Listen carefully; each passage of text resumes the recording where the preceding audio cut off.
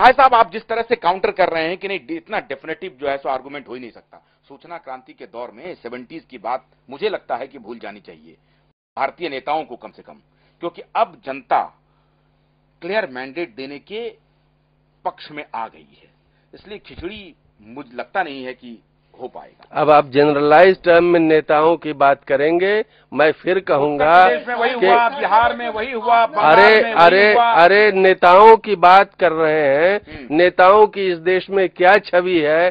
क्या कोई माता अपने पुत्र का नाम किसी नेता पे रखना पसंद करेगी? नेताओं की जनरलाइज टर्म में बात नहीं करिए, पॉलिटिक्स गंदी हो गई है। अब आइए आप नीतीश कुमार और मोदी जी पे, तो एक बात मैं स्पष्ट कर दूं कि जेडीयू अपना निर्णय आशुतोष पाठक से पूछ के नहीं करेगी और नवीन सिन्हा से, सुनिए, और न भारतीय जनता पार्टी से। जब नाम डिक्लेयर होगा उसके बाद वो अपनी स्टैंड करेंगे। एक दर्शक, जी जनाब बोलिए, कहां से बोल रहे हैं? बोलिए कहां से बोल रहे हैं? Hello sir. हाँ बोलिए। हाँ, मैं विनोद सोलंकी बोल रहा हूँ गुजरात से। हाँ सोलंकी साहब बोलिए। हाँ सर, मेरी राय है, मैं गुजरात से, मैंने मोदी जी का अनुभव किया है 15 साल से। ठीक है। तो मेरी तो ये राय है कि यदि भारतवर्ष में जो मोदी को हम चूक गए, ये भारत की जनता के लिए और भारतवर्ष के लिए बहुत बड़ी गलती हो जाएगी। सभी पक्षों को और सभी भारतीय जनता के लिए हमारी यह राय है। 2002 का भूत नहीं पीछा छोड़ रहा है मोदी जी का, सबसे बड़ी समस्या यह है अभिनव जी। तो जो एक 10% 3% लोगों ने उपजाई हुई बात है सर, ये बात सब है। नहीं, ये भूत उनका पीछा नहीं छोड़ रहा है मोदी जी का 2002 का। वो पीछा तो आप नहीं छोड़ रहे हैं, वो पीछा छोड़ रहे हैं। अच्छा, हम नहीं छोड़ रहे हैं। वो भूत को आप नहीं छोड़ रहे हैं। नहीं, नीतीश जी भी कहते हैं। और तो नीतीश जी ने बिहार के वोटरों की राय ली है? बिहार के वोटरों की राय क्या नीतीश जी ने सबका? एक काम नीतीश जी को बताओ, सर्वे करवा लो बिहार में, क्या वो मोदी जी को चाहते या नहीं चाहते, वो राय ले लो, आपको पता चल जाएगा। मैं बिहार के लोगों से बहुत लोगों से मिलता हूँ, नीतीश जी को क्या पता है? नहीं अभिनय जी, मेरा आपको दिल दुखाने का कोई मकसद नहीं है, मैं तो सिर्फ आपको ये कह रहा हूं, और ये मीडिया का भी ये पक्ष नहीं है। मीडिया में हम वो दिखा रहे हैं जो लोगों की प्रतिक्रिया है। एक वर्ग ये मानता है कि 2002 का भूत मोदी जी का पीछा नहीं छोड़ रहा है। सर वो भूत हम सबने वो देखा है, उसमें मोदी जी का क्या, उन्होंने कोई गलती ही नहीं की है। वो हम गुजरात वालों को, हम सभी को पता है, मोदी जी ने कोई गलती की, तो मोदी जी को। शुक्रिया अभिनव जी, शुक्रिया। आप इसी तरीके से हमारे कार्यक्रम को देखते रहिए और बेबाक राय रखते रहिए। बहुत बहुत शुक्रिया। एक मिनट, जरा दर्शक की बात देखिए। हाँ, दर्शक ने जो बात कही है बहुत ही उचित बात कही है।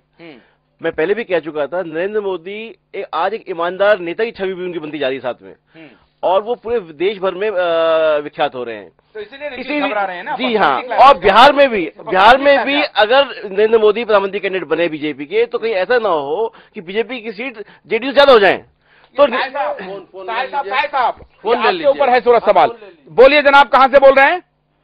मैं सऊदी अरब से अभिमन्यु यादव, मैं उत्तर प्रदेश का रहने वाला हूँ। जी अभिमन्यु जी बोलिए। बताइए कि मोदी जी एक ऐसा नेता है जो पूरे भारत, पूरे इंडिया को भ्रष्टाचार, घूसाखोरी और विकास के रास्ते पे ले सकते हैं। नीतीश और मोदी जी से कोई तुलना नहीं है, और राहुल जी से कोई तुलना है। मोदी जी ऐसे अच्छे नेता हैं जो हिंदुस्तान को संभाल सकते हैं। उनके सिवा कोई नहीं है जो भारत में भ्रष्टाचार कम कर सकता है या विकास कर सकता है।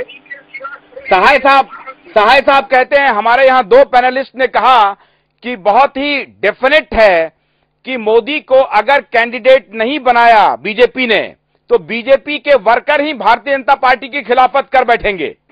आप मानते हैं इस बात को? हाँ, सही बोल रहे हो। भारतीय जनता पार्टी पूरे हिंदुस्तान में वही एक नेता है जो हिंदुस्तान को बचा सकते हैं। उनके सिवा कोई नेता इतनी वक्त नहीं दिख रहा है जो हिंदुस्तान को बचा सकता है।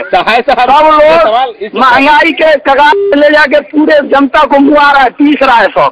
नवीन जी हमने ये सवाल उनसे इसलिए पूछा था कि इनसे जरा राय ले ली जाए। जी, नहीं, ये कहना अब आपको कमल जी या नवीन जी के बात पे क्यों संदेह हो रहा है? कमल जी ने जो इस बात को कहा, मैंने उसको फर्म के लिए कहा, ये दर्शक जो बोल रहे थे वो कह रहे हैं बिल्कुल सही कह रहे हैं कमल जी, और आप कह रहे हैं कि डेफिनेटिव पॉलिटिक्स कर फिर वही अरे आप इस प्रोग्राम के माध्यम से एक पूर्वानुमान लगा रहे हैं या कुछ हो गया है? कुछ हो गया है तो मेरा ज्ञानवर्धन करिए। कुछ नहीं हो गया है, सब पूर्वानुमान है।